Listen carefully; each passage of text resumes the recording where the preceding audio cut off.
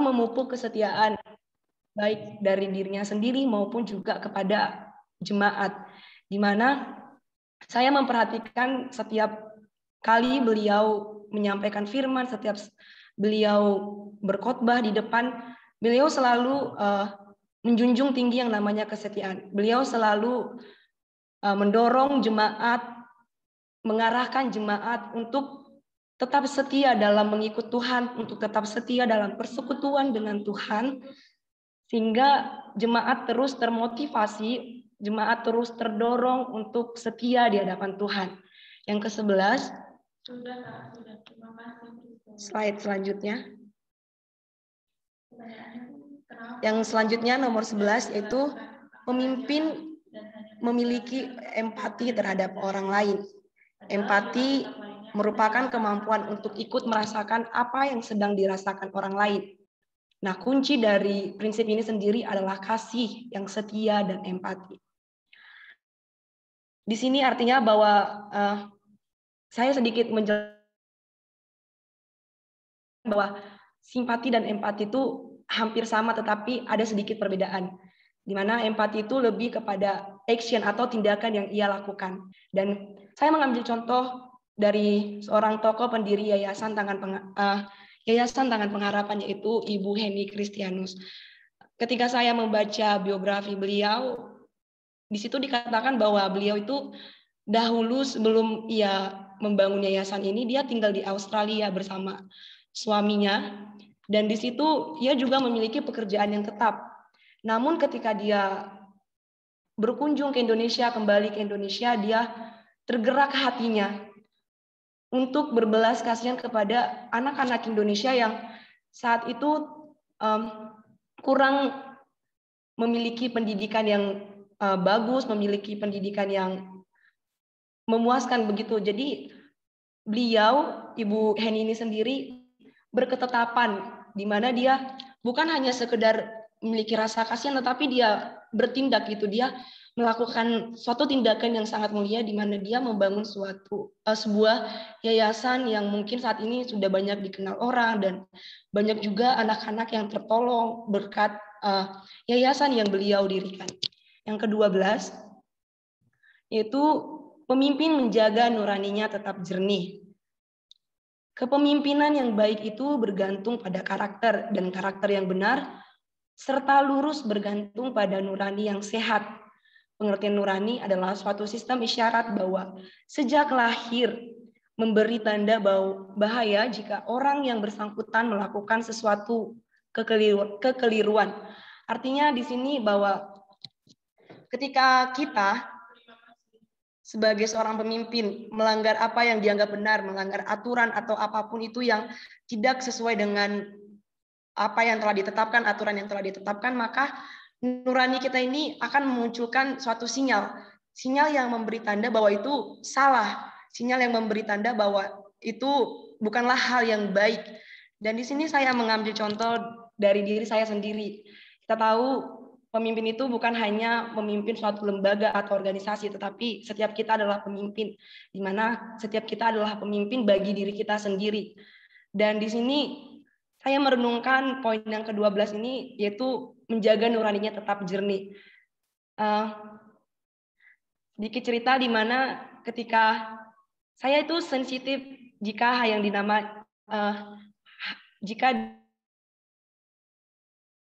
dengan hal yang namanya berbohong gitu. Ketika saya sedikit saja berbohong itu, hati nurani saya tuh langsung merasa tidak enak. Saya tuh merasa langsung kayak ya sadar gitu bahwa apa yang saya lakukan itu salah. Dan ketika saya sadar bahwa apa yang saya lakukan itu salah, itu melanggar firman Tuhan, itu melanggar kebenaran firman Tuhan, dan di situ saya menyadari bahwa hal itu tidak baik. Hal itu merusak jati diri saya, merusak karakter yang ada dalam diri saya. Dan ketika saya sadar itu adalah perbuatan yang salah, maka saya akan langsung mengakuinya di hadapan Tuhan terlebih dahulu, dan juga saya mengakui kepada orang yang saya bohongi begitu. Dan yang selanjutnya, poin yang ke-13, Yang ke-13, pemimpin harus jelas dan tegas. Pemimpin yang baik harus mampu mengambil keputusan dengan pikiran yang jernih, dilandasi sikap proaktif dan mengacu pada penyelesaian masalah. Intinya pemimpin adalah seseorang yang memimpin orang lain. Di sini saya mengambil contoh juga seorang tokoh yang dekat dengan kita semua, yaitu rektor kampus kita, yaitu rektor STT Kristus Alpha Omega, Bapak Gregorius Wito. Saya sendiri melihat beliau itu adalah sosok pemimpin yang sangat tegas, di mana beliau sering mengatakan bahwa kampus ini tidak perlu orang-orang yang banyak jumlahnya, tetapi kampus ini hanya memerlukan orang-orang yang mau diatur, yang mau diajar, yang mau dididik. Di situ saya melihat bahwa beliau ini adalah seorang pemimpin yang sangat tegas. Dia berusaha mengajarkan mahasiswa-mahasiswi untuk menjadi seorang yang lebih baik, menjadi seorang yang memiliki karakter seperti Kristus. Bahkan juga beliau dengan secara gamblang pernah mengatakan bahwa kampus ini juga tidak memerlukan dosen-dosen yang dalam tanda kutip itu memiliki kehebatan yang luar biasa, tetapi yang paling diperlukan ialah pemimpin yang mau taat. Dan ketika ada pemimpin yang atau dosen-dosen yang melanggar aturan atau tidak mentaati aturan, maka beliau tidak segan-segan untuk memberikan arahan. Beliau bahkan tidak segan-segan untuk melakukan tindakan lanjutan. Di situ saya melihat bahwa beliau ini adalah seorang sosok pemimpin yang tegas dan dia mampu mengambil keputusan dengan tepat, dengan pikiran yang jernih. Poin yang ke-14 itu pemimpin tahu kapan harus berubah pikiran. Pemimpin harus tegas dan jelas dalam mengambil keputusan, namun tetap tidak boleh kaku atau otoriter, tidak dapat diubah. Semua orang pasti pernah mengambil keputusan yang keliru, mengambil keputusan yang salah, termasuk pemimpin yang besar sekalipun atau pemimpin yang berpengalaman sekalipun pasti pernah mengambil suatu keputusan yang salah. Namun di sini yang jadi pembedanya bahwa seorang pemimpin yang baik, seorang pemimpin yang sejati, ketika dia tahu di masa lalu dia pernah membuat suatu kesalahan, membuat suatu keputusan yang salah, maka dia tidak akan mengulangi keputusan itu lagi, tidak akan mengulangi keputusan yang buruk tersebut. Nah, di sini saya mengambil satu contoh tokoh Alkitab, yaitu Raja Salomo. Raja Salomo terkenal dengan hikmat yang ia miliki, hikmat yang luar biasa yang Tuhan anugerahkan bagi Raja Salomo. Dan ketika dia diperhadapkan pada sebuah kasus, sebuah peristiwa di mana ada dua orang perempuan sedang memperebutkan seorang anak. Nah, di situ kedua perempuan ini tidak ada yang mau mengalah dan tidak ada yang mau mengaku. Karena mereka berusaha mempertahankan argumen mereka. Mereka berusaha untuk memiliki anak tersebut.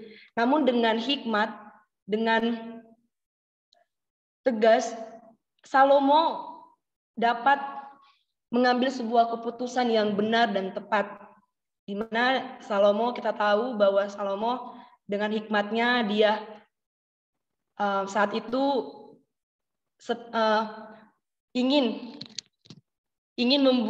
membunuh anak tersebut, tetapi sebenarnya tidak. Itu hanya sebuah jalan keluar atau sebuah cara buat Salomo melihat siapa sih ibu yang sebenarnya dari anak tersebut. Karena ketika seorang ibu melihat anaknya disakiti atau melihat anaknya dilukai, maka ibu tersebut tidak akan tega. Dan ketika saat itu Salomo melihat suatu ketulusan dari seorang ibu yang benar-benar mengasihi anak tersebut. Dan di situ Salomo mengambil sebuah keputusan yang tepat di mana ia melihat bahwa ibu inilah yang memiliki anak tersebut. Dan yang poin yang ke-15.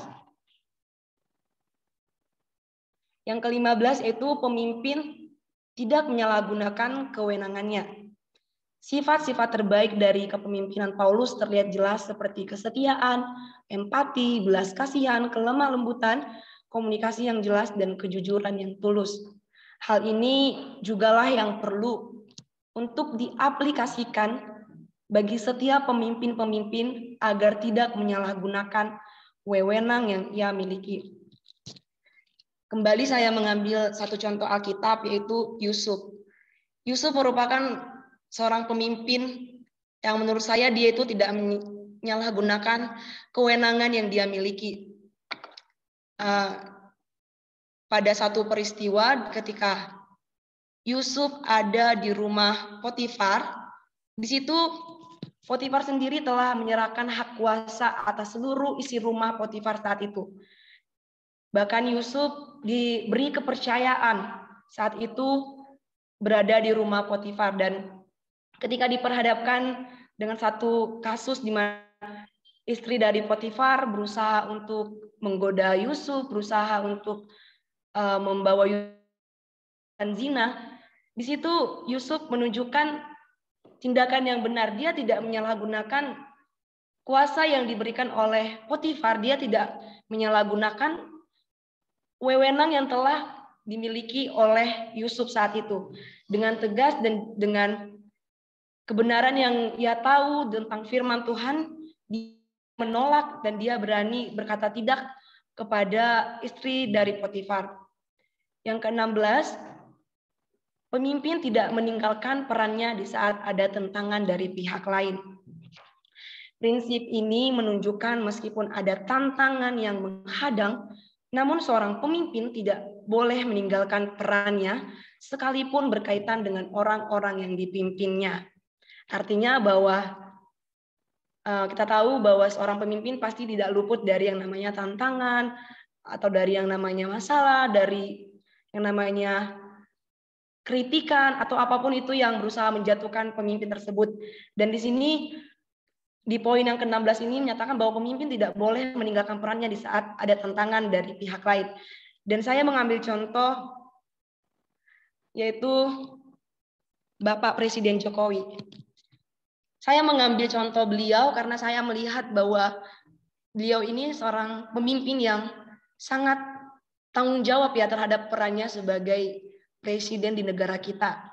Di mana kita tahu di awal-awal masa pemerintahannya, di awal-awal dia terpilih menjadi seorang presiden, banyak cacian atau kritikan yang diterima oleh Bapak Presiden kita, yaitu saya pernah mendengar ada yang mendengar, atau saya juga pernah baca di suatu website yang bilang itu beliau sering sekali menerima kata-kata yang tidak membangun, seperti beliau dikatakan sebagai pemimpin yang tidak layak, sebagai pemimpin yang tidak seharusnya ada di bangsa ini, karena mereka mengukur dari perawakan beliau, yaitu kita tahu pemimpin kita, presiden kita adalah seorang yang kecil, kurus, dan itu dianggap tidak layak karena perawakannya tidak mendukung. Tetapi ketika beliau menerima setiap kritikan, setiap perkataan-perkataan yang tidak membangun tersebut, beliau tidak meninggalkan perannya sebagai seorang presiden. Beliau tidak mundur dari masa jabatannya, beliau tidak meninggalkan tanggung jawabnya, melainkan beliau berusaha melakukan reformasi, berusaha melakukan perubahan-perubahan di negara kita. Bahkan saya sangat terharu, saya pernah melihat video di YouTube di mana kita tahu bahwa daerah Papua itu adalah daerah yang sangat terpencil dan sangat-sangat jauh dari jangkauan pemerintah, baik dalam hal ekonomi, pendidikan, dan lain sebagainya. Dan ketika saya melihat video itu, mereka menyampaikan apresiasi mereka terhadap presiden kita. Mereka mengatakan bahwa beliaulah satu-satunya presiden yang sampai saat ini yang telah memasuki daerah Papua, yang terjun langsung ke daerah Papua, yang banyak melakukan pembangunan-pembangunan di daerah Papua, pembangunan-pembangunan dilakukan di Papua. Dan itu menunjukkan bahwa pemimpin kita, yaitu Bapak Presiden, menunjukkan bahwa dia melakukan perannya dengan sangat baik sebagai seorang pemimpin yang membawa perubahan bagi negara. Selanjutnya poin yang ke-17. Yang ke-17 yaitu pemimpin yakin akan panggilannya. Belajar dari Rasul Paulus yang yakin dengan panggilannya, di mana Allah sendiri yang telah memanggilnya untuk peran kepemimpinan, dan ia tidak pernah goyah tentang panggilannya. Orang yang belum yakin akan bakat atau panggilannya tidak akan pernah menjadi seorang pemimpin yang baik, karena tingkatan yang paling dasar belum memiliki kepastian. Artinya sebelum kita menjadi seorang pemimpin, kita harus sadar, kita harus yakin terhadap panggilan kita. Oh, aku ternyata panggilanku di sini. Oh, aku cocoknya di sini. Dan itu yang diajarkan pada poin yang ke-17 ini. Satu contoh yang menunjukkan karakter seorang pemimpin yang yakin akan panggilannya yaitu Timotius. Timotius adalah seorang pemuda yang di usianya yang sangat belia, sangat muda, telah menerima panggilan dari Tuhan. Dia dipanggil sebagai seorang penginjil yang menemani Rasul Paulus untuk memberitakan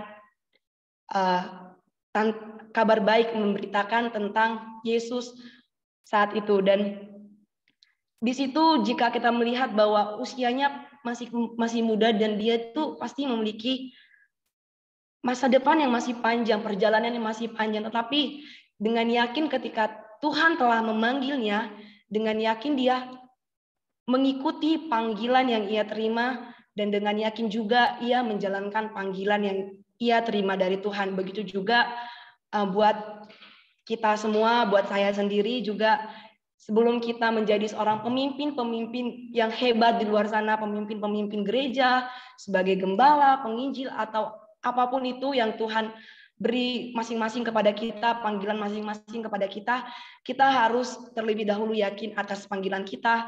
Kita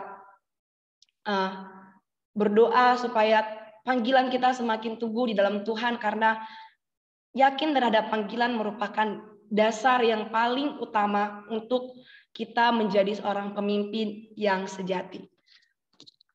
Mungkin demikian dapat saya selanjutnya.